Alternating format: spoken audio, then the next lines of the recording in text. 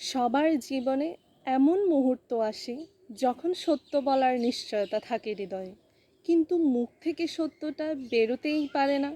কোনো ভয় মনকে এমনই ঘিরে রাখে, কোনো ঘটনা বা প্রসঙ্গ সম্পর্কে কথা বলা, অথবা নিজের কোনো ভুল হয়ে গেলে সেই সম্বন্ধে কথা বলা, এটাই কি সত্য কথা বলা?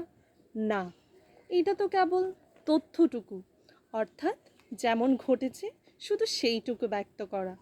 এই সামান্য ব্যাপার, কিন্তু কখনো কখনো সেই তথ্যটুকু বলতে গিয়েও ভয় হতে থাকে। কখনো আবার অন্য ব্যক্তি কী ভাববে সেই দুশ্চিন্তা হয় মনে। অন্য কারো দুঃখ হবে এই ভয়টাও সত্যকে আটকায়।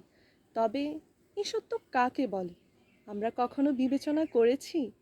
যখন ভয়কে তুচ্ছ করেও কোনো তথ্য বলে দেওয়া হয়, তবে তাকেই সত্য বলে।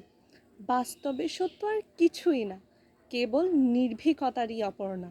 আর নির্ভীক হওয়ার কোনো সময় হয় না, কারণ নির্ভীকতা আত্মারই এক স্বভাব। অর্থাৎ জীবনের প্রত্যেকটি ক্ষণই সত্য বলার ক্ষণ নয় কি? বিবেচনা করুন।